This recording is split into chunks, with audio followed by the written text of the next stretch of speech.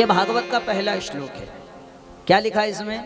जन्माद्यस्य त्वन्वयादि तरतश्चार्थेष्व विज्ञस्वराट तेने ब्रह्मरदाय आदि कवये मुह्यन्ति यत्सूरयः तेजो वारि मृदाम यथा विनिमयो यत्र त्रिसर्गो मृषा धाम्ना स्वेन सदा निरस्तु कुहकम सत्यम परम धीमहि। सत्य की वंदना करी। किसकी वंदना करी? क्योंकि सत्य क्या है? सत्य पे सब आ गए ना। सत्य में सबका नाम आ गया। राम का भी आ गया, शंकर का भी आ गया, दुर्गा जी का भी आ गया, भैरव जी का भी आ गया। सत्य की वंदना करी।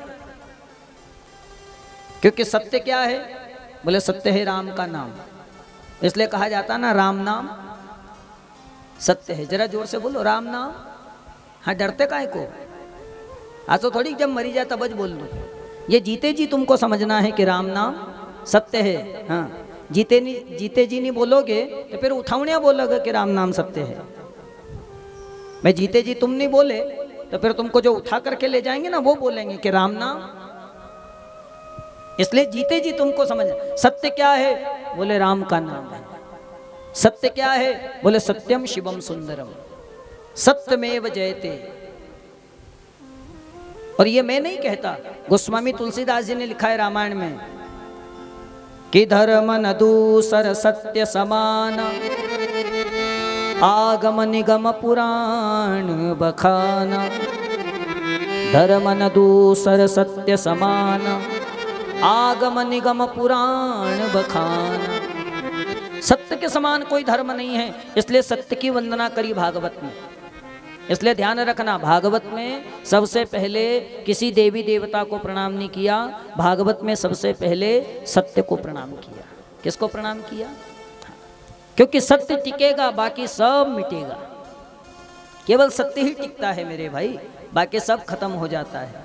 और सत्य कौन है? सत्य नारायण है, सत्य राम का नाम है। इसलिए सत्य को स्वीकार करो, जो सत्य है उसको समझने का प्रयास करो। तो सत्य की वंदना के साथ में भागवत का आरंभ हुआ।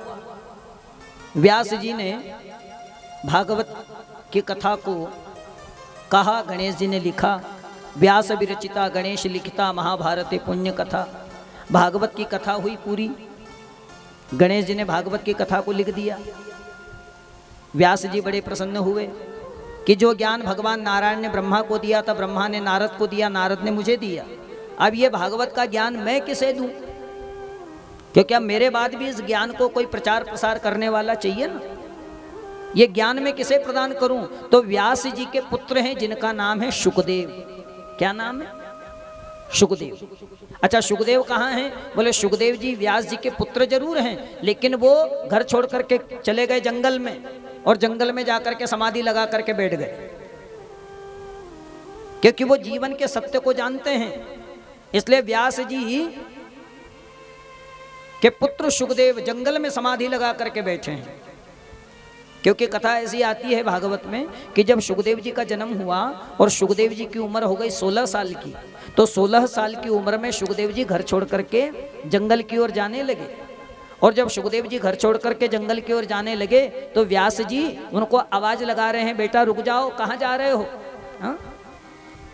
कियम प्रव्रजंतमनुपेतमपेत कृत्यम द्वैपायनो विरह कातर आजुहाव पुत्रेति तन्मनतया तरवोभिनेदुस् तम सर्वभूत हृदयं मुनिमानतोस्मि। जब सुखदेव जी घर छोड़ करके जाने लगे, व्यास जी पीछे पीछे चिल्लाते जा रहे, बेटा रुको। विरह व्याकुल होकर के अपने बेटा को आवाज लगा रहे हैं सुखदेव जी को, पर सुखदेव जी ने मुड़ करके भी नहीं देखा, चलते ही गए।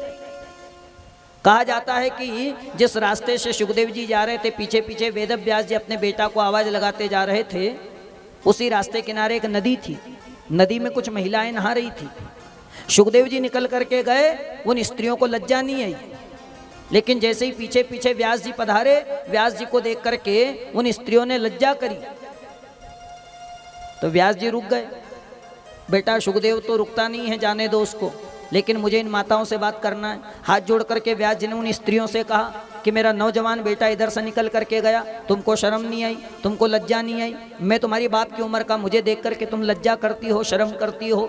क्योंकि नियम ये कहता है पुरुष मात्र को देख करके स्त्री को लज्जा करना चाहिए। स्त्री का सबसे बड़ा आभूषण क्या है? स्त्री का सबसे बड़ा आभूषण है उसकी लज्जा, उसकी मर्यादा। ठीक है, स्त्री की लज्जा जो है, मर्यादा जो है, वही उसका सबसे बड़ा श्रृंगार है, उसका सबसे बड़ा आभूषण माना जाता है। जिस स्त्री के अंदर लज्जा नहीं है, शर्म नहीं है, उसका जीवन बर्बाद हो जाता है मेरे भाई, उसका जीवन किसी काम का नहीं है, दुनिया उंगली उठाने लग जाएगी। इसलिए एक लज्जा, एक मर्यादा, एक शर्म जो स्त्री का सबसे बड़ा आभूषण माना जाता है। स्त्री की शोभा तभी होती है जब उसके अंदर मर्यादा हो, लज्जा हो, शर्म हो। मेरा नौजवान बेटा इधर से निकल करके गया, तुमको शर्म नहीं आई, तुमको लज्जा नहीं आई? तुम्हारे बाप की उम्र का आया, मुझे देख करके तुम लज्जा करती हो, शर्म करती हो, बात मेरी समझ में नहीं आती। व्यास जी की बात को सुनकर के स्त्रियां हंसने लगी और स्त्रियां हाथ जोड़ करके कहती है, महाराज आपके बेटा शुकदेव को देख करके हमको लज्जा और शर्म इसलिए नहीं आई क्योंकि आपका बेटा जो शुकदेव है ना, वो ब्रह्मज्ञानी है, उसको तो यही नहीं पता है कि स्त्री कौन है और पुरुष कौन है। वो स्त्री पुरुष के भेद को ही नहीं जानता, वो सब में भगवत दर्शन करता है, उसको मालूम ही नहीं स्त्री किसे कहते हैं, पुरुष किसे कहते हैं, स्त्री पुरुष के भेद को वो नहीं जानता। और तुम्हारे सामने हमको लज्जा शर्म इसलिए करना पड़ी क्योंकि आप अच्छी तरह जानते हो कि स्त्री कौन है और पुरुष कौन है। मतलब शुकदेव ब्रह्मज्ञानी है, वो स्त्री पुरुष के भेद से भी परे है और जंगल में जाकर के समाधि लगा करके बैठे। तो व्यास जी जानते हैं कि मेरा बेटा शुकदेव जो ब्रह्मज्ञानी है वो भागवत का अधिकारी है, उसको भागवत का ज्ञान मुझे देना चाहिए, ये भागवत मैं अपने बेटा शुकदेव को प्रदान करूंगा।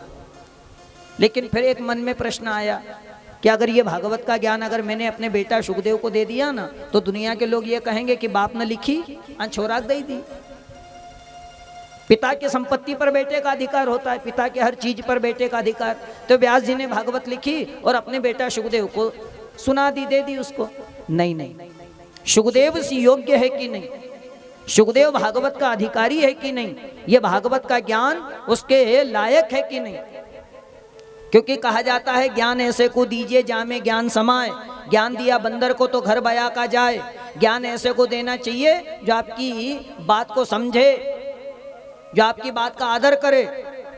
सबका ज्ञान नहीं देना अपन। आजकल तो मैंने देखा है रायचंद ज्ञानचंद लोगों की कमी नहीं है, ओटला पर बट्ठा बट्ठा ज्ञान देना लगी जाए। रायचंद ज्ञानचंद लोगों की कमी नहीं, जहां वो वहां ज्ञान बांटने लग जाते हैं। और देखो दुनिया में कहीं भी जाओ आपको दो चीजें मिलेगी, एक मिलेगी चाय और दूसरी मिलेगी फोकट की राय। ये दुनिया में कहीं भी जाओ आपको जरूर मिलेगी, एक मिलेगी चाय, दूसरी मिलेगी फोकट की राय।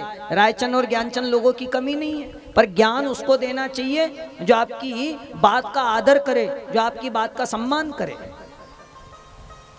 एक बार क्या हुआ कि एक बया नाम का पक्षी अपने घोंसले में बैठा हुआ था, बारिश का समय था। बया नाम का पक्षी जानते हैं आप लोग, देखा कभी आप लोगों ने? चलो मैं आपको पहचान बता दूंगा, आप पहचान लोगे। जंगल में जो पुराने झाड़ होते हैं या पुराने कुएं या पुराने खंडर जो होते हैं, उसमें लंबे लंबे घोंसले लटकते रहते हैं, देखें कभी? पुराने पुराने जो कुएं या पुराने खंडर, पुराने घर, लंबे लंबे घोंसले ऐसे लटकते रहते हैं झाड़ पे। वो बया नाम का पक्षी बनाता है, चिड़िया जैसा होता है छोटा सा। चिड़िया का घोंसला तो आपने देखा ही है, कितना कचरा इकट्ठा करती है चिड़िया। चिड़िया को घोंसला बनाना नहीं आता, वो कचरा इकट्ठा करती केवल। लेकिन बया नाम का पक्षी ऐसा होता है जो एक एक तिनका ला करके ऐसा डिजाइन से घोंसला बनाता है, उसमें झूलने की व्यवस्था भी होती है, उसमें बैठ करके झूलता भी है, वो ऐसी डिजाइन तैयार करता है। तो बया नाम का पक्षी अपने घोंसले में एक बार बैठा हुआ था, बारिश हो रही थी। एक बंदर आया, उसी झाड़ के ऊपर बैठा। अब बारिश हो रही है तो बंदर भीग गया, थर थर थर थर थर थर थर थर कांप रहा था। तो बया नाम के पक्षी को दया आ गई। बया नाम के पक्षी ने उस बंदर से कहा, बंदर भैया दिन भर उछल कूद करते हो तो कम से कम भगवान ने हाथ दिए हैं, बढ़िया मकान वकान बना के उसमें आराम से रहो ना। देखो हम एक एक तिनका इकट्ठा करती है चोंच से, और ऐसा बढ़िया देखो कितना प्यारा घोंसला बनाया हमने, आराम से इसमें बैठ करके रहती है, चाहे बारिश हो, ठंड हो, गर्मी हो। और तुम दिन भर उछल कूद करने में ही लगे रहते हो, इधर के उधर इधर के उधर। तो अपना मकान बना लो। अब जैसे ही बया नाम के पक्षी ने ये ज्ञान बंदर को दिया, अब वो तो बंदर की जात, बंदर कहने लगा एक तो पानी पड़ी रो ठंड लगी ना, तुके ज्ञान देना की पड़ी हैं, हम हारो घर तो नहीं बनाओ लेकिन थारो पहले मोड़ूंगा। बंदर गया, उस पक्षी का घोंसला उठाया, तोड़ मरोड़ करके जमीन पे फेंक दिया। तब उस बया नाम के पक्षी ने कहा कि ज्ञान ऐसे को दीजिए जा में ज्ञान समाए। ज्ञान दिया बंदर को तो घर बया का जाए, एना वांदरा ज्ञान दियो मारो घर मोड़ना क्यों। कभी कभी किसी को समझाना जो आपकी बात को समझे, कहना उसी को जो आपकी बात का आदर करे। जब कहीं को सुनना का नहीं तैयार तो काय को बड़बड़ाना अपन ने। घर में भी देखा है मैंने, छोरो सुनना तैयार नहीं, वो सुनना तैयार नहीं, बिना काम के टेप रिकॉर्ड चलता है। काय को चलाते, भजन करो ना भगवान का। कोई तुम्हारी बात को सुने, कोई तुम्हारी बात का आदर करे, कोई तुम्हारी बात का सम्मान करे, उसको बोलना, नहीं तो मोनी बाबा बन जाओ। कई बार हमारी बात सुनने को कोई तैयार नहीं है लेकिन फिर भी बड़बड़ाते रहते हैं। हमारी बात को कोई मानने को तैयार नहीं फिर भी कहते रहते हैं। कई देनो भाई यो घोड़ो यो मैदान तुम जानो तुम्हारे काम जाना। एक दो बार समझाने में ठीक है, लेकिन देख लिया कि जब सुनता कोई नहीं, मानता कोई नहीं, तो बिना कारण अपने आप को उनके सामने अपमानित क्यों करना। अपना स्वाभिमान बचा करके रखो, कोई बात का आदर करे, कोई सम्मान करे, उसको कहो। तो यहां पर व्यास जी ने विचार किया कि ये भागवत का ज्ञान मुझे शुकदेव को देना है, पर शुकदेव उस योग्य है कि नहीं, इसकी परीक्षा कौन लेगा कि भाई शुकदेव भागवत का अधिकारी है कि नहीं, मैं इसको भागवत का ज्ञान दूं कि नहीं दूं, इसकी परीक्षा कौन ले। तो ऐसा वर्णन आता है पुराणों में कि शुकदेव को भेजा महाराज जनक के पास में। जनक क्योंकि जनक विदेह माने जाते थे, बड़े ज्ञानी थे जनक, तो जनक के पास में भेजा और जनक जी से कह दिया कि मेरे बेटे की शुकदेव की परीक्षा लेना, अगर ये योग्य होगा तो मैं इसे भागवत का ज्ञान दूंगा। जनक जी महाराज ने कहा ठीक है, आप चिंता ना करो, आपके बेटे की बिल्कुल अच्छी खासी परीक्षा होगी। अब शुकदेव जी गए, जनक महाराज को खबर मिली कि शुकदेव जी आ गए। सैनिकों ने कहा महाराज व्यास नंदन शुकदेव पधारे हैं, दरवाजे पर खड़े हैं, वो आपसे मिलना चाहते हैं। जनक ने कहा उनको कहो अगर मुझसे मिलना है 4 दिन वहीं दरवाजे पर खड़े रहे। कितने दिन? 4 दिन। अभी मेरे पास 4 दिन टाइम नहीं है, वहीं खड़े रहे। अभी परीक्षा हो जाएगी कि इनके अंदर धैर्य कितना है। ऐसा तो नहीं कि क्रोधी हैं। अब बताओ तुमको इसे मिलने जाओ, तुमका सामने वालों कही दे तो क्या अभी 4 दिन वहाँ दरवाजा को भी रही जाए, अभी हमारे पास टीम नहीं है, तुम इतनी देर रुकोगे कहीं, तुम सोचो बाद में देखांगा। तुम्हारे पास तो 5 मिनट का टाइम नहीं है। कोई कहते भैया 5 मिनट रुक जा रहे, कहाँ टाइम, यहाँ मरने की फुर्सत नहीं है, मरने का टाइम नहीं है, इतना इंतजार। क्योंकि आजकल तो time is gold, time is money. समय किसके पास है? घड़ी सबके पास, पर टाइम किसी के पास नहीं है। घड़ी सबके पास है पर टाइम किसी के पास नहीं है। कहाँ? इसलिए जनक जी ने कहा कि अभी परीक्षा हो जाएगी कि इन्होंने क्रोध को जीता है कि नहीं, क्योंकि ज्ञानी वह होता है जो अपने क्रोध पर संयम पाता है। क्योंकि 4 ही तो अवगुण हैं, काम क्रोध मद और लोभ।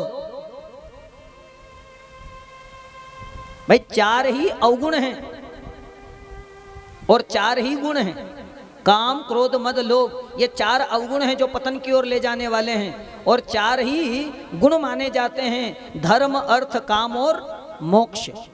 ये 4 पुरुषार्थ हैं। तो इन्होंने काम क्रोध मद लोभ को जीता है कि नहीं, तो पहले परीक्षा होनी चाहिए। दरवाजे पर खड़े रहो, जाकर के कह दो इंतजार करे हमारा। व्यासनंदन शुकदेव से कहा महाराज अभी जनक जी के पास 4 दिन टाइम नहीं है, अब आपको अगर मिलना है तो 4 दिन यही वेट करना पड़ेगा। अच्छी बात है। शुकदेव वहीं खड़े हो गए, न कोई बटना का आसन, न कोई पानी को पूछियो, न कोई सम्मान। तुम कहीं जाओ और सामने वाला तुम्हारा वेलकम न करे, तुम्हारा आदर न करे, हैं? तुमको चाय नाश्ता का भी नहीं पूछे तो तुम दोबारा जाओगे क्या? वहां रहोगे खड़े? लेकिन शुकदेव वहीं खड़े हैं, 4 दिन तक खड़े रहे। जनक जी ने अपने सैनिकों को बुला के पूछा महाराज की क्या स्थिति है, गए कि वहीं खड़े? बोले महाराज जैसा आया था, जैसा उबिया था, वैसा का वैसा अभी भी वहां छे। और कोई होता तो कब को भाग जाता, लेकिन नहीं। जनक महाराज समझ गए कि इन्होंने अपने क्रोध को जीता है। बोले एक काम करो, उनको भीतर लेके आओ, सुंदर आसन पर बिठाओ, हजारों स्त्रियां उनकी सेवा में लगा दो। सुखदेव को लेकर के आए, सुंदर आसन पर बिठाया, हजारों स्त्रियां सेवा करने लगी। कोई चरण दबाने लगी, कोई सिर दबाने लगी, कोई पानी पिलाने लगी, कोई भोजन कराने लगी, स्त्रियां सेवा करने लगी। जनक जी ने सोचा कि अगर इनके अंदर वासना होगी, भोग होगा तो अभी पता लग जाएगा। लेकिन सुखदेव तो समाधि लगा करके बैठे, कोई कहीं भी करया कर, अपनी मस्ती में है, आनंद में है, आत्मरमण आत्मचिंतन कर रहे हैं। जनक समझ गए कि इन्होंने काम क्रोध मद लोभ किसी प्रकार का इनके अंदर विकार नहीं है, ये ब्रह्म ज्ञानी है। और जनक महाराज ने व्यास जी को खबर भेजी कि आपका बेटा सुखदेव बिल्कुल भागवत का अधिकारी है, परफेक्ट है, इसको आप भागवत का ज्ञान दे सकते हैं। क्योंकि कभी कभी क्या होता है कि किसी को अगर हम ज्ञान भी दे दें, भाई देखो जब आप दूध लेते हो अपने घर में, अगर दूध लोगे तो दूध लेते समय ये देखोगे ना पात्र कैसा है, पात्रता देखी जाती है, पात्र कैसा है। क्योंकि भगोनी अगर खराब रहेगा अंतम दूध लो तो वो दूध भी खराब हो जाएगा ना। ऐसे कभी कभी क्या होता है कि किसी को हमने ज्ञान दिया पर वो ज्ञान उसके काम नहीं आता, वो ज्ञान कभी कभी उसको पतन की ओर ले जाता है, उस ज्ञान से उसका कल्याण नहीं होता। अब बताओ, रावण भी तो ज्ञानी था ना, 4 वेद का ज्ञाता महापंडित रावण, रावण जैसा कोई पंडित नहीं हुआ दुनिया में, लेकिन वो ज्ञान बताओ उसके काम आया क्या? वही ज्ञान रावण के अंदर ज्ञान था, लेकिन वो ज्ञान उसको पतन की ओर ले गया ना। वही रावण ज्ञान के कारण अभिमानी हुआ, और अभिमान के कारण, क्योंकि ज्ञान को सब पचा नहीं सकते, ज्ञान को पचाना मुश्किल होता है। रावण भी ज्ञानी था, महापंडित रावण। शंकर जी को भी पूजा कराना हो रावण को बुलाया जाता था, ऐसी कथा आती है शिव पुराण में। हम तो शंकर जी की पूजा बिलपत्र पानी चढ़ा करके करते हैं, रावण जब पूजा करता था तो शंकर की पूजा अपने सिर काट काट करके चढ़ाता था उनको। क्या चढ़ाता था? अपने सिर काट काट करके और महादेव को अर्पण करता था। ऐसी भक्ति थी रावण की, ऐसा ज्ञानी था रावण। एक बार पार्वती माता ने शंकर जी से कहा कि ब्रह्माणी ब्रह्मलोक में रहती, इंद्राणी इंद्रलोक में रहती है, लक्ष्मी वैकुंठ में रहती है। अंतम जब से याव हुई तब से ना भैड़ा प्लाइन में बैठा दियो, न खाने का ठिकाना न रहने का ठिकाना, भोला भांग तिहारी में घोटत घोटत हारी, मैं तो थक गई, न रहने खाने पीने का ठिकाना है। शंकर जी ने कहा देवी तू चाहती क्या है? पार्वती ने कहा कि अपना लेना कहीं को घर बनाई लियो। शंकर जी कहे अपनो योज घर आए, अपने लिए यही घर है। पार्वती कहने लगी नहीं नहीं, कोई बढ़िया सा घर वर बनाओ, विश्वकर्मा कुबेर को बोल करके और थोड़ा व्यवस्था करो अच्छी घर बार की, अपना घर होना चाहिए। शंकर जी ने कहा देवी काहे को झंझट में पड़ना चाहती, अपना भाग में यहाँ बैराट पर रहनू आयो। पार्वती माता ने हट किया कुछ भी हो जाए। अब देखो दुनिया में 3 हट बड़ी खतरनाक है ना, एक है बाल हट, दूसरी है जोगी हट, और तीसरी वो तो मेरे को बताना नहीं क्योंकि अभी 4 दिन और कथा करना है अपने को। अब पार्वती माता हट करने लगी। ठीक है, विश्वकर्मा को बुलाया, विश्वकर्मा से कहा भैया अच्छा बढ़िया मकान, और ये ईंट पत्थर का नहीं सोने का बनाओ।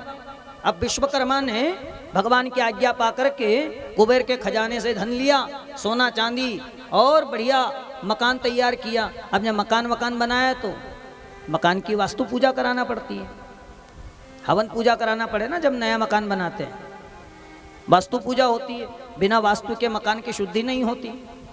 कई कई घरों में मैंने देखा है कि वास्तु दोष होता ना वास्तु दोष। अब मकान बिल्डिंग बना लिया लेकिन करें क्या, तोड़ फोड़ नहीं कर सकते महाराज, लेकिन वास्तु दोष है कई घरों में। एक बात हमेशा ध्यान रखना कि कई बार क्या होता है कि आदमी खूब कमाता है लेकिन फिर भी घर में बरकत नहीं रहती। हमारे घर में कहीं न कहीं लड़ाई झगड़ा चलता ही रहता है, कोई न कोई बीमार रहता है, कोई न कोई परेशानी, कोई न कोई उलझन बनी रहती है। ये तुम्हारे घर में कोई न कोई वास्तु दोष होता है, क्योंकि हमारे शास्त्रों में वास्तु दोष का ऐसा वर्णन मिलता है। इससे अशांति बनी रहती है, घर में लड़ाई झगड़ा चलता रहता है, कोई न कोई समस्या बनी रहती है, कोई न कोई बीमार बना रहता है। ये वास्तु दोष ये माना जाता है। अब वास्तु दोष का निवारण कैसे हो? भाई मकान बना लिया, बिल्डिंग बना लिया, लेकिन तोड़ नहीं सकते, तो उसका सीधा उपाय है क्या करना है।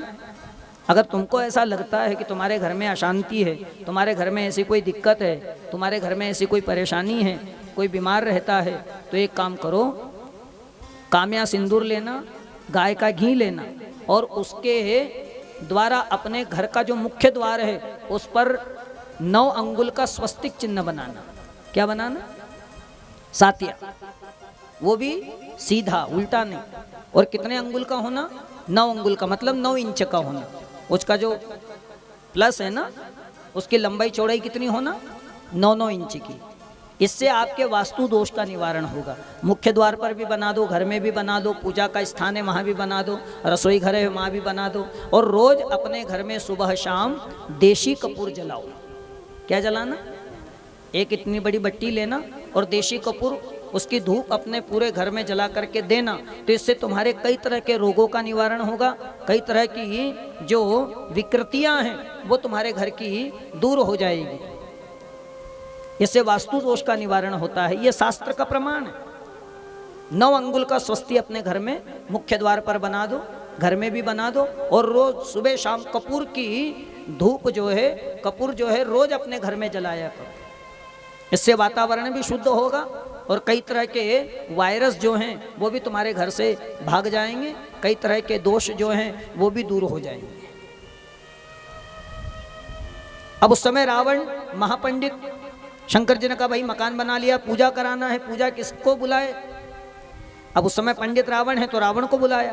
रावण आया, पूजा पाठ हवन कराया। शंकर जी ने कहा भाई अब तुमने पूजा पाठ कराया, दक्षिणा मांगो, क्या दे दक्षिणा? उसने कहा कि महाराज दक्षिणा देना चाहते हो? शंकर बोले हाँ भाई, दक्षिणा तो बिना ब्राह्मण के, दक्षिणा के तो कार्य पूर्ण नहीं होता, इसलिए दक्षिणा तो तुमको देना पड़ेगी। बोले दक्षिणा देना चाहते तो एक काम करो, जेना मकान की मैंने पूजा कराड़ी योज मकान मका दान में दे दो। शंकर जी ने देखा पार्वती की तरफ, तो पहले को तो कि अपना भाग में बैराज पे रहने आयो, ले जा भैया। रावण को दे दिया, सोने की लंका बनी बाद में। तो कहने का मेरा मतलब है कि ज्ञानी तो रावण भी था, लेकिन वो ज्ञान उसको पतन की ओर ले गया। ठीक है, वो ज्ञान उसको अभिमानी बनाता है और उस अभिमान के कारण रावण का विनाश होता है। तो ज्ञान जो है, जिस ज्ञान के द्वारा कल्याण हो जाए, तो व्यास जी विचार करते हैं कि ये ज्ञान मुझे देना चाहिए सुखदेव को, और सुखदेव से योग्य है। तो पात्रता देखी जाती है। बगोनी में दूध लेते हो, अगर बगोनी खराब होगी तो लिया हुआ दूध भी खराब हो जाएगा। अगर आपने दूध लिया, बगोनी कभी फुटली छे, तो मतलब क्या निकलेगा? पात्र अच्छा नहीं है। अब बगोनी फूटी हुई है और उसमें दूध भी लोगे तो सब निकल जाएगा, गिर जाएगा, व्यर्थ चला जाएगा। इसलिए सुखदेव ब्रह्म ज्ञानी है, उसको भागवत का ज्ञान देना है। तो वही सुखदेव जो जंगल में समाधि लगा करके बैठे हैं, व्यास जी ने विचार किया मैंने भागवत की रचना करी है, लेकिन ये भागवत का ज्ञान मुझे सुखदेव को देना है। पर सुखदेव जंगल में समाधि लगा करके बैठा है, सुखदेव को बुलाना है। तो सुखदेव को बुलाने कौन जाएगा? भाई सुखदेव से योग्य है कि नहीं, भागवत का अधिकारी है कि नहीं, और बुलाने कौन जाए? समाधि लगा करके बैठे हैं सुखदेव जंगल में। तो अपने 2-4 चेला लोगों को बुलाया और अपने चेला लोगों को भागवत का एक श्लोक सिखाया, और भागवत का श्लोक सिखा के कहा कि जाओ जहाँ मेरा बेटा सुखदेव बैठा हो वहाँ जाकर के भागवत का श्लोक गुनगुनाना। वो जब आँख खोले उसको कहना तुम्हारे पिताजी ने भागवत की रचना करी है और पूरा भागवत का ज्ञान तुमको देना चाहते हैं, तुम अपने पिताजी के पास जाओ। अब चेला गए, सुखदेव जी समाधि में बैठे थे, चेला लोगों ने भागवत का 10वें स्कंद का श्लोक गुनगुनाने लगे। वहां पर कहने लगे क्या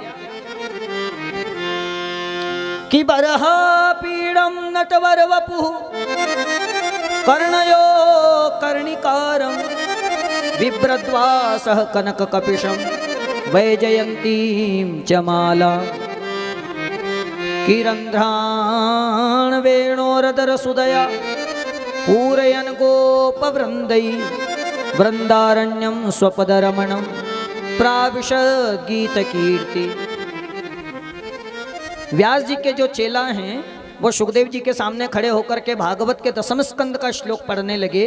क्या कहने लगे? बोले बरहा पीड़म नटवर वपुः कर्णयोः कर्णिकारम।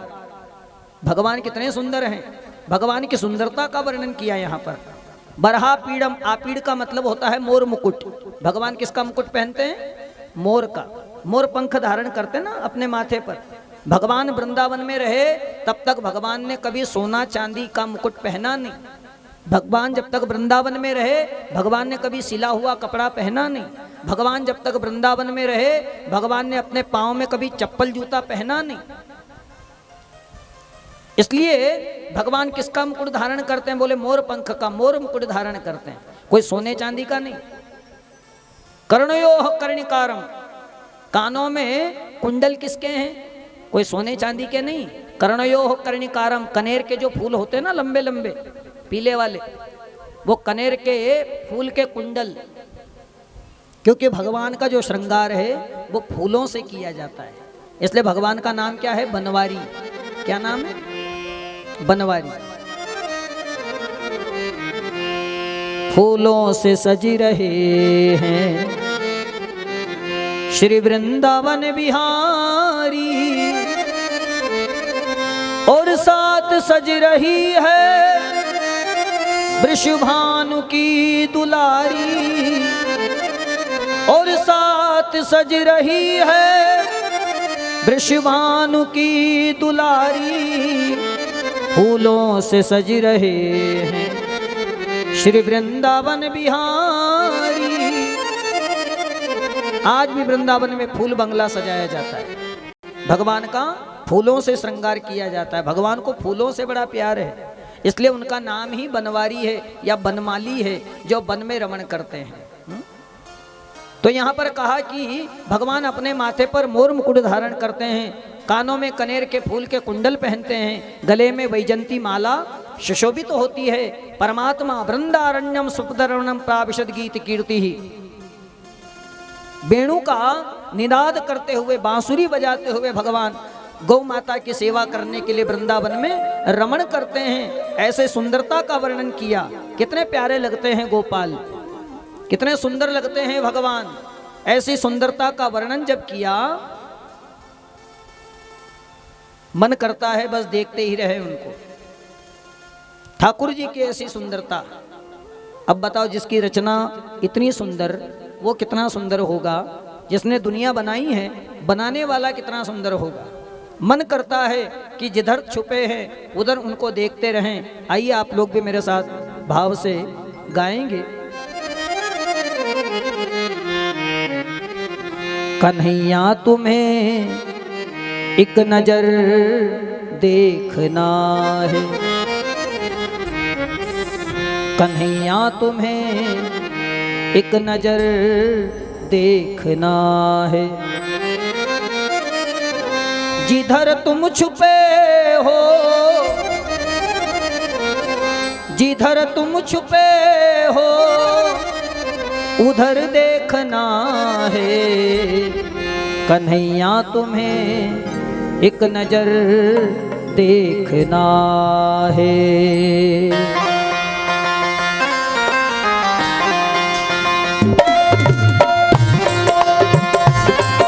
ताली बजा के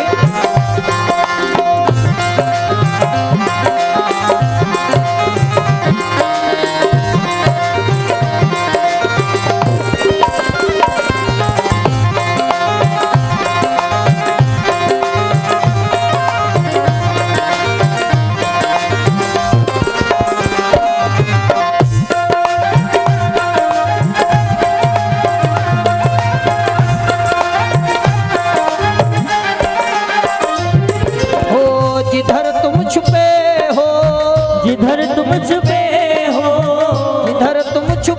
हो उधर देखना है। कन्हैया तुम्हें एक नजर देखना है। कन्हैया तुम्हें एक नजर देखना है। कन्हैया तुम्हें एक नजर देखना है।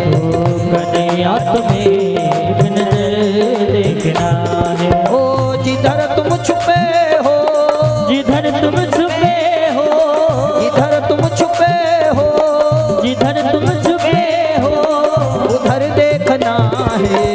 कन्हैया तुम्हें एक नजर देखना है। कन्हैया तुम्हें एक नजर देखना ओ कन्हैया तुम्हें एक नजर देखना है। कन्हैया तुम्हें एक नजर देखना है।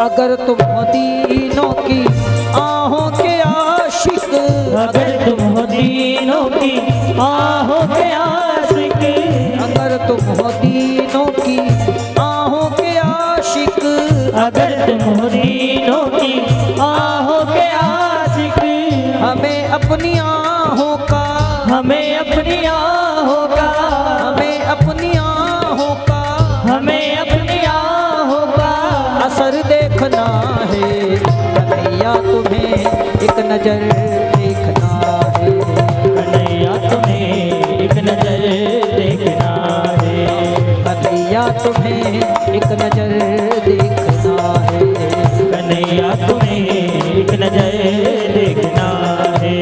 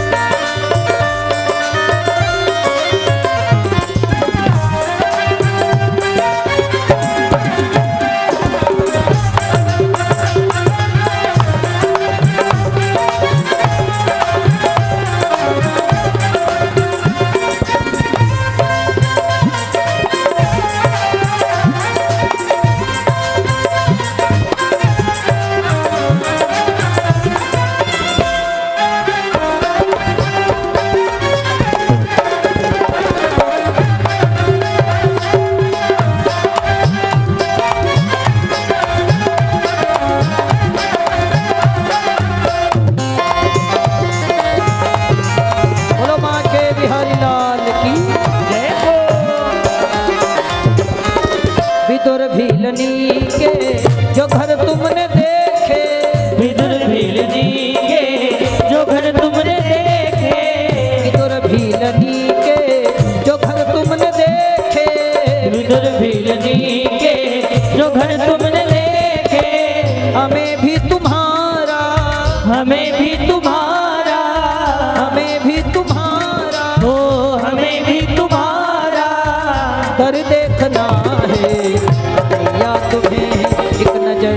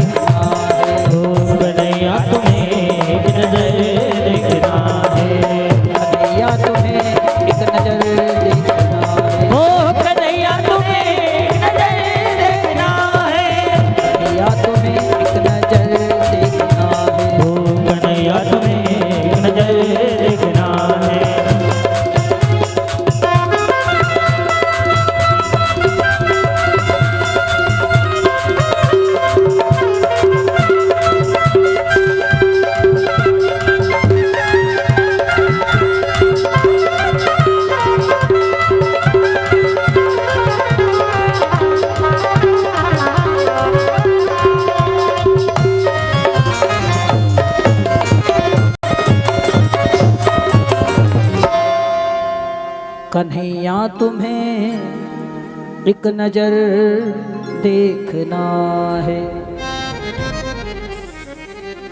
जिधर तुम छुपे हो,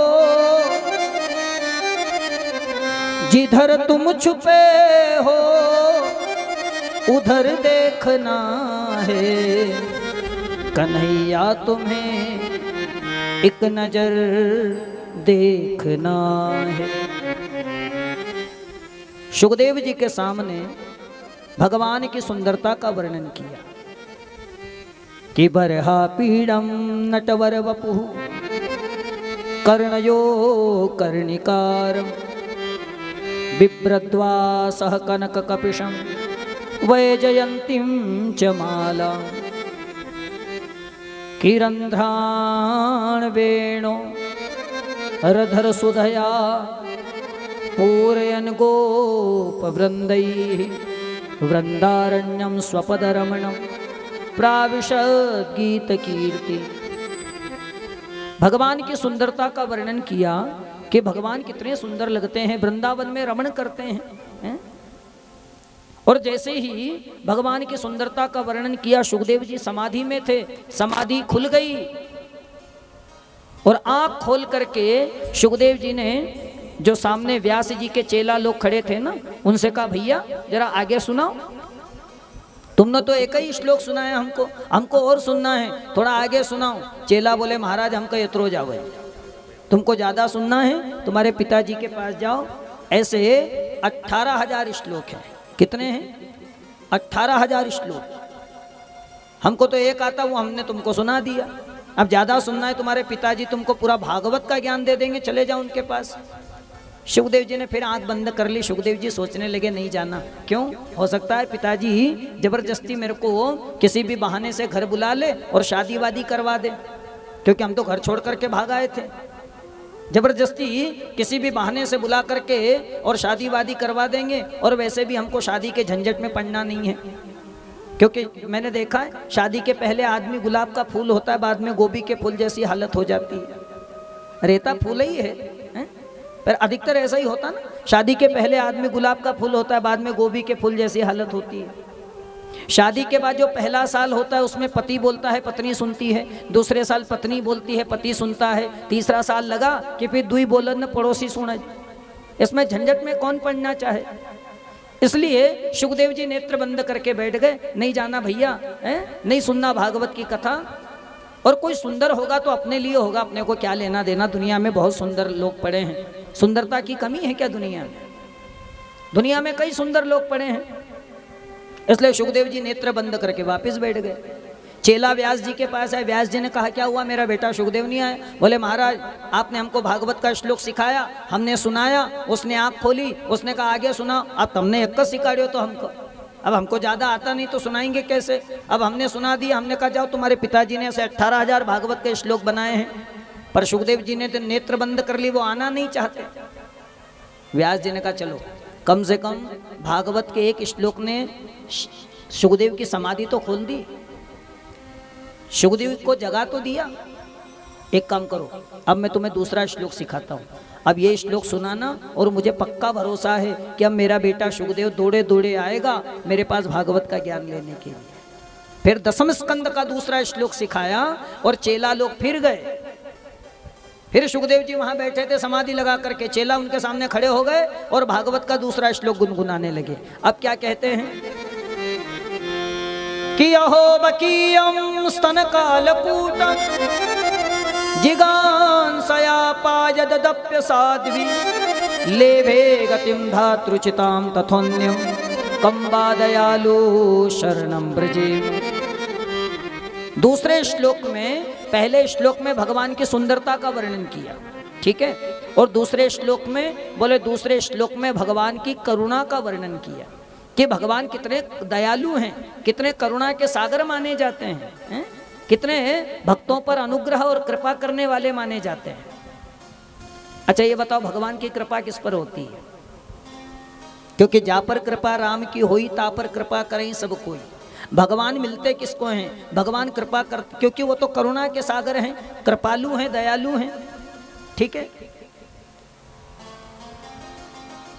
किसने गाया है ना, कृपा की न होती जो आदत तुम्हारी तो सूनी ही रहती अदालत तुम्हारी, तो सूनी ही रहती अदालत तुम्हारी, कृपा की न होती जो आदत तुम्हारी। उसकी आदत है कृपा करने की, वो दया का सागर है, इसलिए कृपालु। तू दयालु दीन हो, तू दानी हो भिकारी, वो करुणा सिंधु है, कृपा करने वाला है। तो पहले श्लोक में भगवान की सुंदरता का वर्णन, दूसरे श्लोक में भगवान की कृपा का वर्णन। तो क्या कहा, बोले अहो बकीयम स्तन कालकूटम। बकी कौन थी? बकी थी पूतना। पूतना का असली नाम क्या था? बकी। यह अगासुर बकासुर की बहन थी। पूतना तो बाद में इसका नाम पड़ा, लेकिन असली नाम था इसका बकी। यह अगासुर बकासुर की बहन पूतना। तो अहो बकीयम स्तन कालकूटम, जो बकी यानी पूतना अपने स्तनों पर कालकुट विष लगा करके आई थी भगवान को मारने के लिए। ठीक है, पूतना आती है ना भगवान को मारने के लिए, भागवत में कथा आएगी आगे। जब भगवान 7 दिन के हुए तो 7 दिन के भगवान कृष्ण को मारने के लिए पूतना आती है, और पूतना जिसको कंस के द्वारा भेजा गया था। अच्छा पूतना कौन है, थोड़ा आप लोगों को भी मैं परिचय करवा देता हूं, हो सकता है अपने कोई रिश्तेदार निकल आए। पूतना कौन? पूतना कहते किसको हैं? बोले जिसे बच्चों से प्यार न हो, जो बच्चों से प्रेम न करे, सही मायने में वो पूतना है, उसको पूतना कहते हैं। अपने गर्भ को जो नष्ट कर दे, गर्भ में जिस बालक को देख ले लड़की है सो जाकर के और उस गर्भ को नष्ट करे, जो बच्चों से प्यार न करे, बेटा हो बेटी हो, माँ के लिए तो दोनों बराबर होते हैं, लेकिन फिर भी आजकल मैंने देखा है सबको बेटा चाहिए, बेटी किसी को चाहिए नहीं। और एक बात कान खोल करके सुन लो, जितना बेटे का होना जरूरी है उससे कई गुना ज़्यादा बेटी का होना परम आवश्यक है, तब तुम्हारा कल्याण होगा मेरे भाई। क्योंकि माँ बाप की इज्जत का ख्याल जितना बेटी रखती इतना बेटा नहीं रखता। इसलिए जो बच्चों से प्यार न करे, सही मायने में वो पूतना। क्योंकि पूतना का क्या काम था? पूतना बाल घातनी। पूतना किनको मारती थी? केवल बच्चों को, बड़ों को नहीं मारता। पूतना ने बड़ों को नहीं मारा। भागवत में कहीं से कहीं तक ऐसा नहीं लिखा कि पूतना ने किसी बड़े को मारा हो। पूतना केवल मारती थी बच्चों को, और जो बच्चों को मारने का काम करे वो चाहे कोई भी हो, वो पूतना ही कही जाती है। जो अपने गर्भस्थ शिशु को मार दे, जो अपने बच्चे से प्यार न करे, दुलार न करे, उसी को पूतना कहा जाता है। और देखो, माँ बनने का सौभाग्य मिलता किसको है? जीवन में अगर 3 माँ मिल जाए तो जीवन का कल्याण है मेरे भाई। अब कुछ माँ होती पूतना की तरह, ठीक है, वो पूतना कही जाती है। 3 माँ जीवन में होना जरूरी है, माँ, महात्मा और परमात्मा। हो गई 3 माँ, माँ, महात्मा और परमात्मा। ये 3 माँ हैं। बचपन में माँ मिले तो बचपन सुधरता है, जवानी में कोई महात्मा मिले तो जवानी सुधरती है, और बुढ़ापे में परमात्मा का चिंतन हो जाए तो जीव भवसागर पार हो जाता है। इसलिए 3 माँ बहुत जरूरी है, माँ, महात्मा और परमात्मा। तो बचपन में माँ जरूरी है, जवानी में महात्मा जरूरी है। भाई बचपन में माँ न हो तो बचपन बिगड़ जाता है। बच्चे का ख्याल कौन रखेगा? बाप तो कमाने में लगा रहता है। इसलिए बचपन में माँ न हो तो बचपन बिगड़ता है। जवानी में कोई महात्मा न हो, भाई कोई संत महात्मा जीवन में जवानी में मिल जाए तो आप भटक नहीं सकते, आपको धर्म का रास्ता बताएगा, आपका मार्गदर्शन करेगा। तो बचपन में माँ, जवानी में कोई महात्मा और बुढ़ापे में परमात्मा। भजन होगा तो ही तुम्हारा कल्याण होगा ना परमात्मा का। इसलिए 3 माँ। अब माँ जिसकी कोई उपमा नहीं होती, और माँ बनने का सौभाग्य वही प्राप्त करती है जिसके अंदर मातृत्व भाव होता है, बच्चों के प्रति प्यार होता है, बच्चों के प्रति दुलार होता है। एक बार क्या हुआ, एक महिला गई एक बाबा जी के पास, बोले बाबा मक बालक नहीं होता है, मका आशीर्वाद दे दो, मक बालक हो जाए। महाराज ने एक मुट्ठी चने दिए, और चने दे करके कहा जाओ ना झाड़ का नीचे बैठी जा, ये सब चना खाई लीजिए, अन खाना का बाद हमारा पास आऊजे, फिर आऊँ तुका आशीर्वाद दूंगा, तुका बालक हो जाएगा। गई झाड़ का नीचे बैठी गई, चना खाने लगी। अब एक एक चना खाने लगी, एक नानो सो बालक आयो मांगना का लेना। अब चने खा रही थी ये, छोटा सा बच्चा आया मांगने के लिए, चना मांगने लगा। इसने कहा दूर दूर दूर दूर दूर भाग। अब जितनी बार वो मांगने उतनी बार ये उस बच्चे को भगा दे। सब चने खा गई, डकार मार के आई महाराज के पास। महाराज सब खाई गई हूँ, एक दाणो मने कोई कन दियो, अब मका तम आशीर्वाद दियो कि मका बालक हुई जाए। महाराज के तो कद्दी नहीं होए।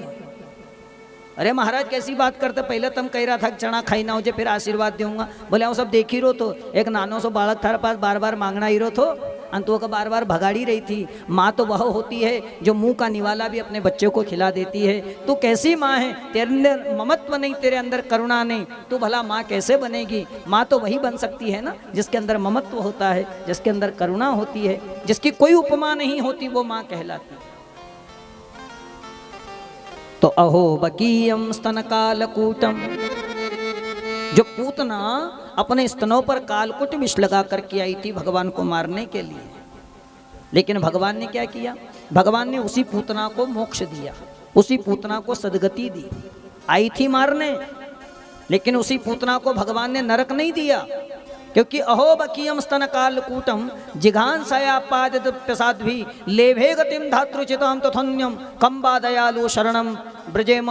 वो गति, जो गति माता यशोदा को बाद में भगवान ने दी, वो गति सबसे पहले भगवान ने पूतना को दी। क्योंकि चाहे पूतना मुझे जहर पिलाने आई है, लेकिन काम तो वही कर रही है ना जो यशोदा करती है। यशोदा दूध पिलाती है, ये जहर पिला रही है, लेकिन आई है मेरी शरण में। और जो मेरी शरण में आ जाता है, चाहे वो कितना भी पापी हो, मैं उसका उद्धार कर ही देता हूँ। इसलिए भगवान इतने बड़े दयालु हैं, करुणा के सागर हैं, कि जो मारने आई थी उसी पुतना को मोक्ष दे दिया। ऐसा करुणा करने वाला कंबा दयालु शरणम ब्रजेम, ऐसा दयालु कौन हो सकता है दुनिया में।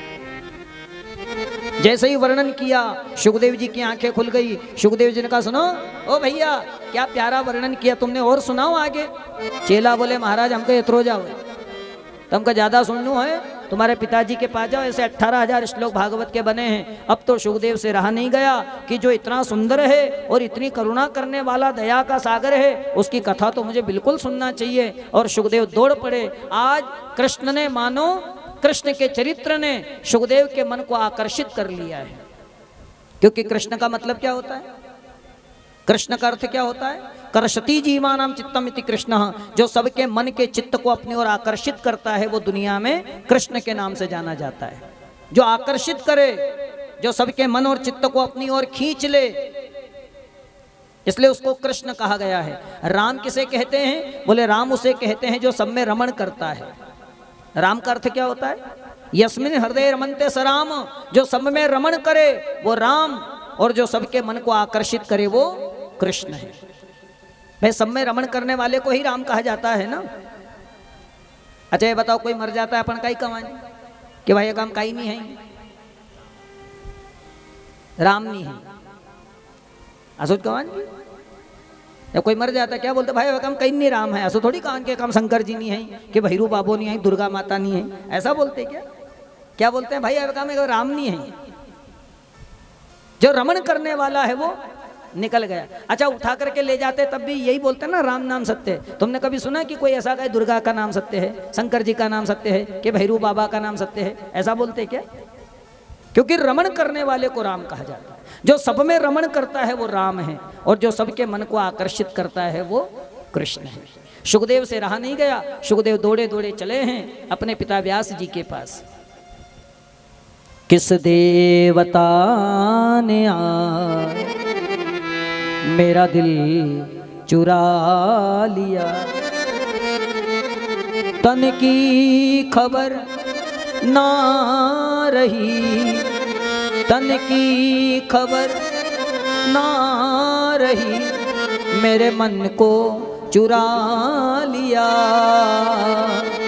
किस देवता ने मेरा दिल चुरा लिया। सुखदेव से रहा नहीं गया, दौड़े दौड़े व्यास जी के पास पहुंचे। व्यास जी ने जनक के पास भेजा, मैंने पूर्व में ही आपको बता दिया। और फिर शुकदेव को भागवत का परम ज्ञान आज व्यास जी प्रदान करते हैं, और यही शुकदेव आगे चल कर के यही भागवत का ज्ञान परम आदरणीय राजा परीक्षित को प्रदान करते हैं। अब परीक्षित कौन है? क्योंकि जब तक परीक्षित का जन्म नहीं होगा तब तक मूल भागवत प्रारंभ नहीं होगी। कहा जाता है कि भागवत का जो मूल है वो महाभारत है, क्योंकि महाभारत से ही भागवत कथा का आरंभ होता है। अगर महाभारत न होता तो भागवत भी नहीं होती, क्योंकि महाभारत ये पांचवा वेद माना जाता है। क्या माना जाता है? 4 वेद तो हैं ही, ऋग्वेद, यजुर्वेद, सामवेद, अथर्ववेद, ये 4 वेद हैं। आयुर्वेद, गंधर्व वेद, धनुर्वेद और स्थापत्य वेद, ये 4 उपवेद हैं। वेद अलग होते हैं, उपवेद अलग होते हैं, पुराण अलग होते हैं, उपपुराण अलग होते हैं। 6 शास्त्र हैं।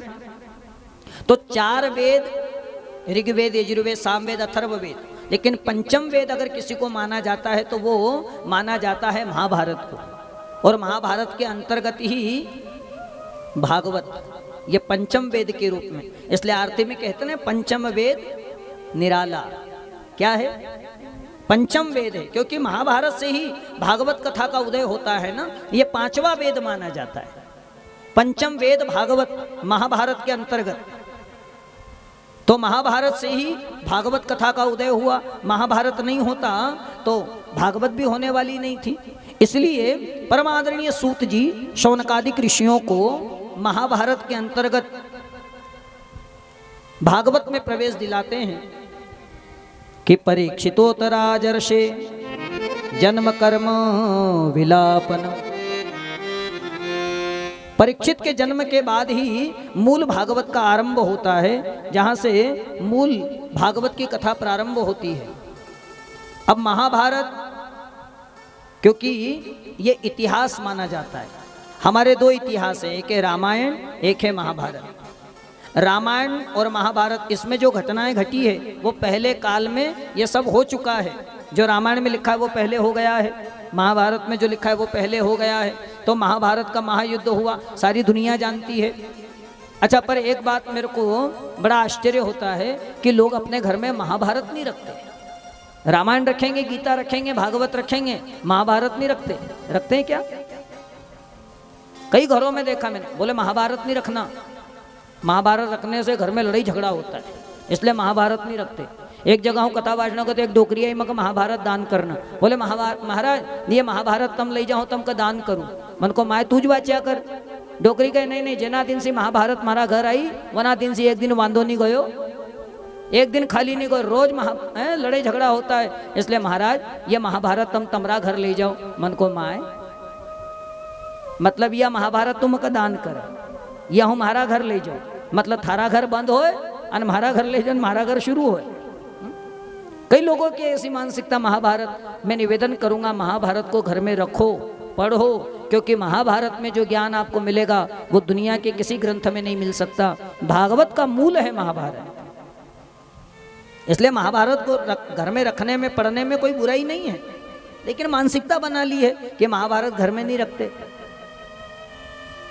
भाई महाभारत में गीता है, जो गीता को प्रकट करने वाली है महाभारत, जो भागवत को प्रकट करने वाली है, वो महाभारत गलत कैसे हो सकती है? इसलिए उसको अपने घर में रखने में कोई बुराई नहीं है। तो आदरणीय सूत जी शौनकादिक ऋषियों को वर्णन करते हैं कि महाभारत का महायुद्ध हुआ, सारी दुनिया जानती है महाभारत के बारे में।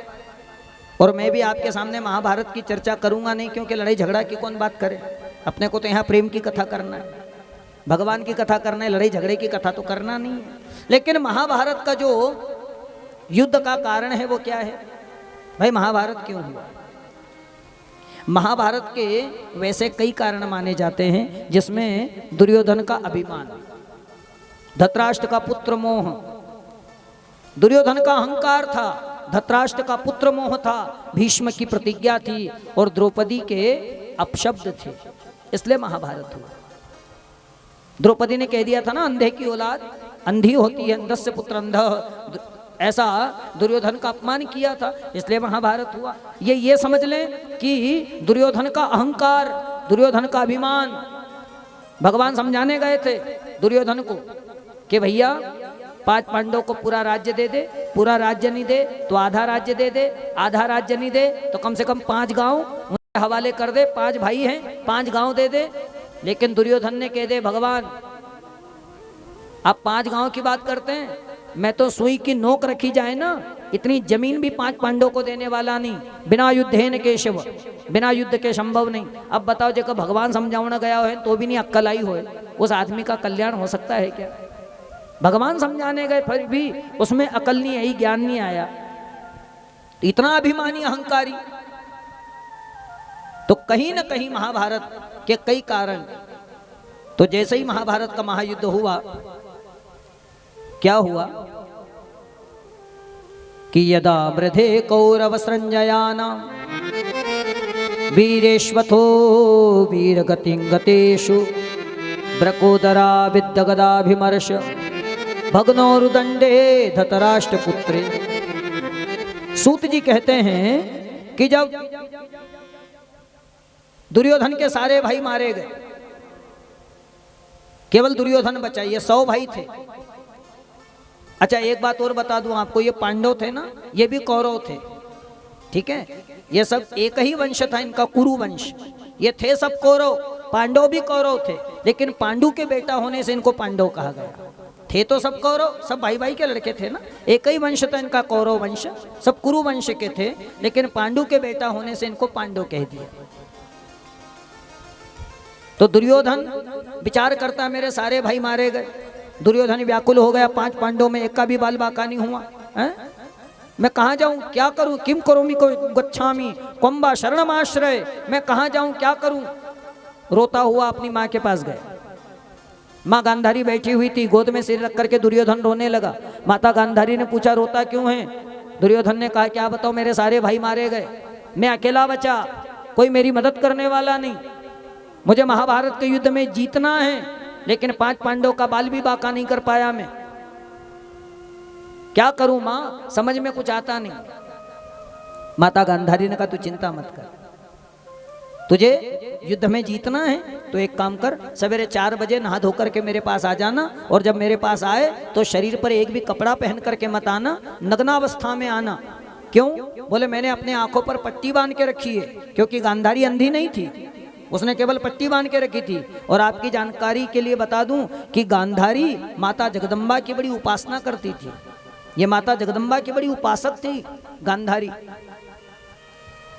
इसलिए गांधारी ने कहा मैंने आंखों पर पट्टी बांध के रखी है, तू पैदा हुआ तब भी मैंने तेरे को देखा नहीं तू कैसा है, लेकिन तेरी खुशी के लिए पहली बार आंखों की पट्टी खोलूंगी, तुझे देखूंगी, मेरे देखने से तेरा पूरा शरीर वज्र का बन जाएगा, तलवार काट नहीं सकती, बाण छेद नहीं सकते, गदा तोड़ नहीं सकती, फिर किसी में हिम्मत नहीं कि तेरा बाल भी बाका कर ले।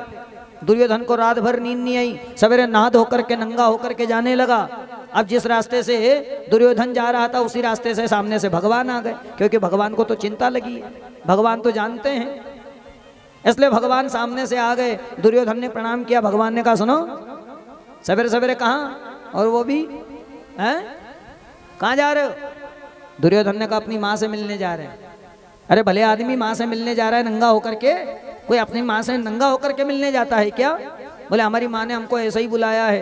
अरे बोले वो तो माँ है, पर तेरे को तो थोड़ी अकल होना चाहिए, तेरे में ज्ञान नहीं है कि माँ के सामने कैसे जाते हैं। अब तू बच्चा होता कोई बात नहीं, पर इतना बड़ा हो गया, थोड़ी बहुत तो शर्म कर। दुर्योधन ने कहा भगवान पर क्या करूं? माँ ने कहा शरीर पर कुछ भी पहन के मत आना। भगवान ने कहा तो मैं भी कहा कहता हूँ कपड़ा पहन, मैं तो कह रहा हूँ 2-4 केला के पत्ते लपेट ले, कम से कम मर्यादा बनी रहेगी कमर से नीचे नीचे।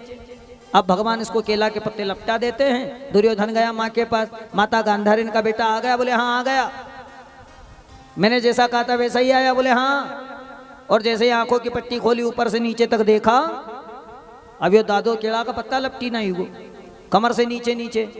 माँ की नजर पड़ी पर जंघा पर नहीं पड़ी, कमर के नीचे भाग पर जब इस माँ की नजर नहीं पड़ी, माँ ने कहा कि तेरा पूरा शरीर वज्र का बन गया, लेकिन तू ये केला के पत्ते लपेट के काहे को आया? मैंने तेरे को कहा था शरीर पर कुछ पहन के मत आना, ये केला के पत्ते लपेटने की क्या जरूरत थी तेरे को? हैं? रास्ते में कोई मिला था क्या? दुर्योधन ने कहा भगवान कृष्ण मिले थे, गांधारी ने कहा मालूम तो कालियोकन के काम बिगाड़, उसने पूरा काम बिगाड़ दिया। तेरा पूरा शरीर वज्र का है लेकिन जंघा पर मेरी नजर नहीं पड़ी और तेरी जंघा पर प्रहार किया जाएगा, तेरी जंघा टूट जाएगी, तू मर जाएगा। तेरे मरने का एक ही कारण बनेगा, तेरी जंघा। बेटा अगर तू बड़ों की बातों का आदर करना सीख जाता ना तो आज तुझे ये दिन देखना नहीं पड़ता, पर तूने कभी बड़ों की बातों का सम्मान किया ही नहीं। मैंने जब कहा था पहन करके मत आना तो फिर ये केला का पत्ता काले लपटी आई।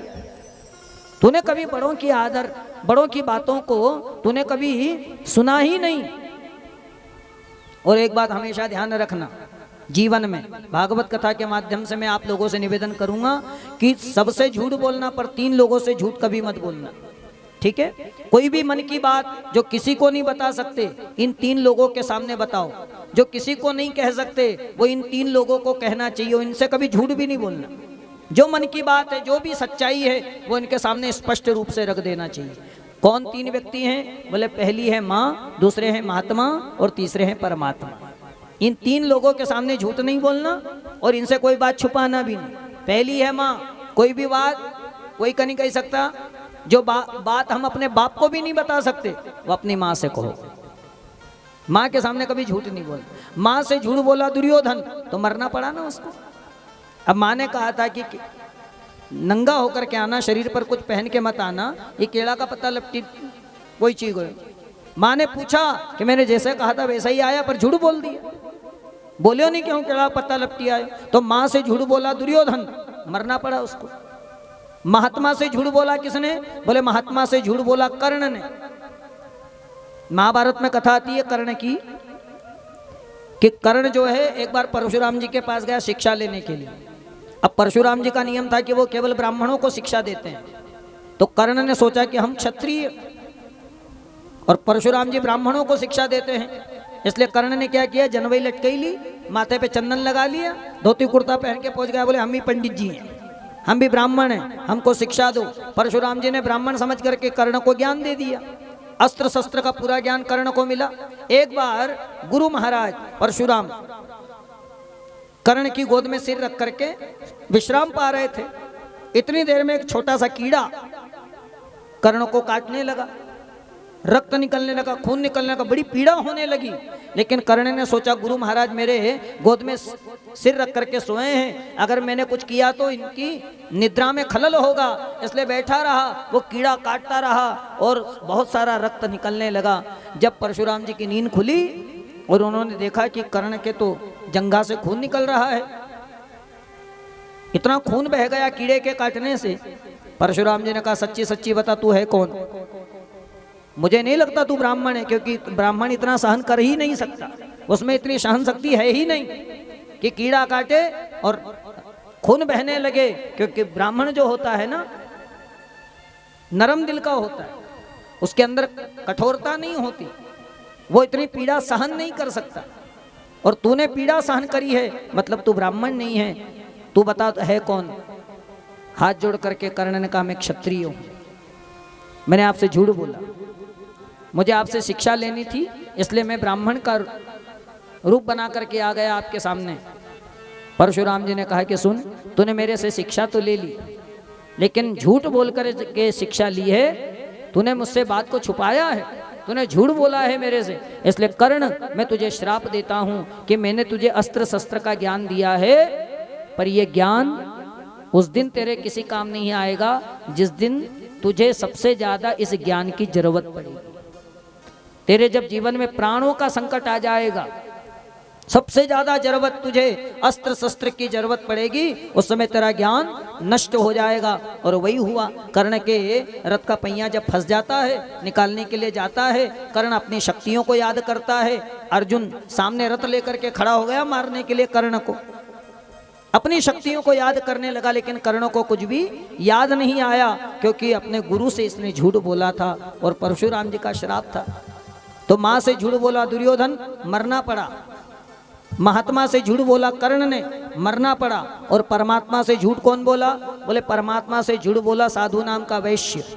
सत्यनारायण की कथा तो सुनी होगी ना आप लोगों ने, हाँ या ना?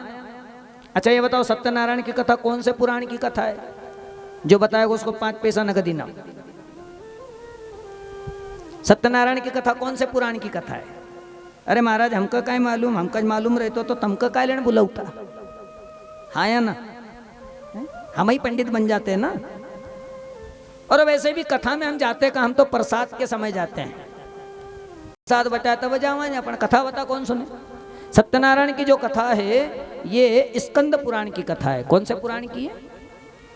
इसलिए जब अध्याय पूरा होता है पंडित जी क्या कहते हैं? इति स्कंद पुराणे रेवा खंडे प्रथमो अध्याय। स्कंद पुराण के रेवा खंडे यानी नर्मदा पुराण। कभी सुनिए नर्मदा पुराण आप लोगों ने? जिसमें नर्मदा की महिमा, जो नर्मदा हम लोगों को पावन और पवित्र करने वाली है। स्कंद पुराण के अंतर्गत रेवा खंड है, जिसमें मार्कंडेय ऋषि ने धर्मराज युधिष्ठिर को 5 पांडवों को श्रोता बनाकर नर्मदा की महिमा का वर्णन किया था। नर्मदा के किनारे कितने तीर्थ हैं? बोले नर्मदा के किनारे 60 करोड़ 60 हजार तीर्थ हैं। कितने? 60 करोड़ 60 हजार तीर्थ। वायु पुराण में वायु देवता ने 68 करोड़ 73 हजार 700 तीर्थों का वर्णन किया है। नर्मदा के किनारे कोई ऐसी जगह नहीं जहाँ किसी देव दानव ऋषि मुनि गंधर्व ने तपस्या न करी हो। तपस्या और साधना के लिए नर्मदा से बढ़कर के कोई दूसरा स्थान हमारे शास्त्रों में बताया नहीं है। 3 गंगा है। एक गंगा है ब्राह्मी गंगा, दूसरी गंगा है विष्णुपदी गंगा और तीसरी गंगा है शांकरी गंगा। ब्रह्मा से प्रकट होने वाली जो सरस्वती नदी है ये ब्राह्मी गंगा के नाम से जानी जाती है। विष्णु के चरणों से निकलने वाली भागीरथी गंगा के नाम से जानी जाती है। और शंकर से प्रकट होने वाली जो गंगा है जिसको हम नर्मदा कहते हैं, ये शांकरी गंगा मानी जाती है, जो शंकर से प्रकट होने वाली है।